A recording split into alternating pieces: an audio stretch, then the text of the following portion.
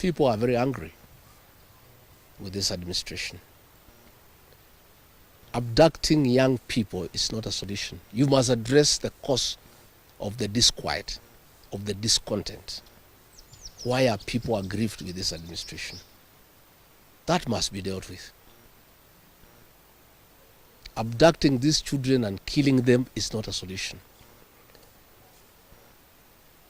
And I must remind my friend and brother, Dr. William Ruto,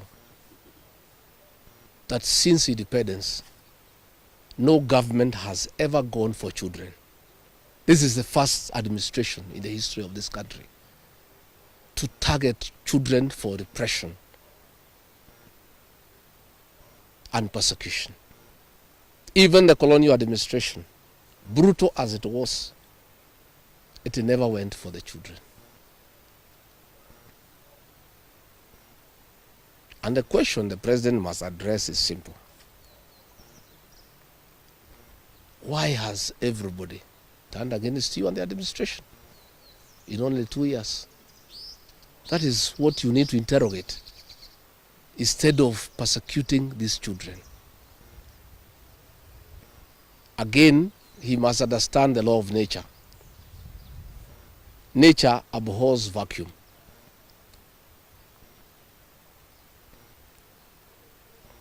When you swallow the opposition and there is nobody to hold you to account,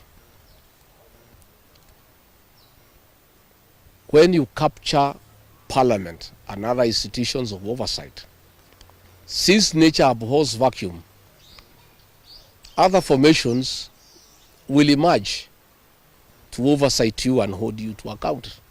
And that is how the church has come up to hold the government to account.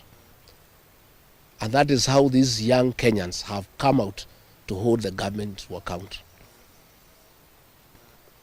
In the unfortunate event that these children were to be muzzled and silenced through death and abductions and other extrajudicial methods of silencing dissent, some new formations will also come up to hold the government in check because nature abhors vacuum.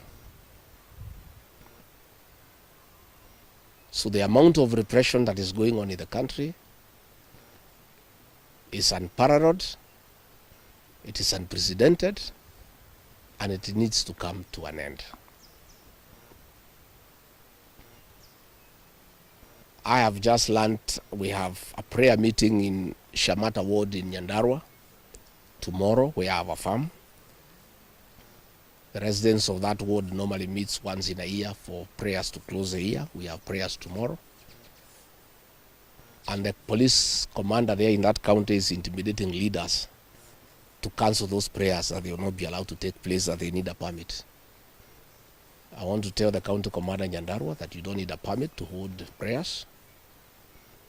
Again, is this repression by this administration.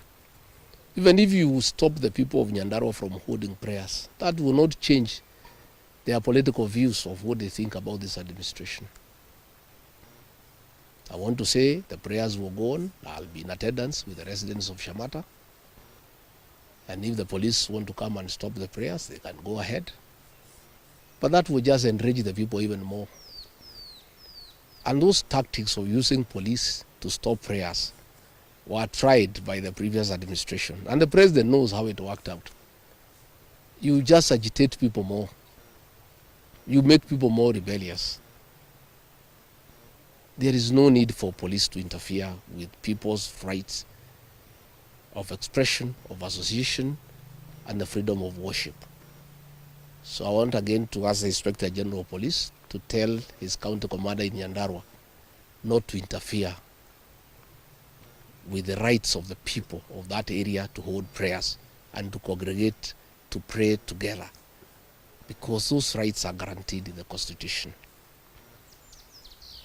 And this is not the way to deal with dissent and discontent. Let the government take time to find out why people are unhappy. Why are people so discontented with this administration?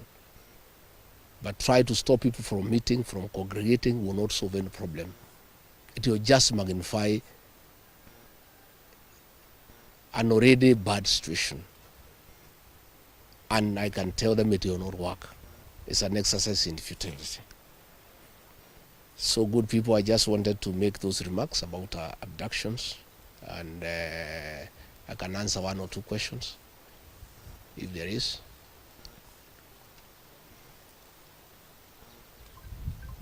Kosawa?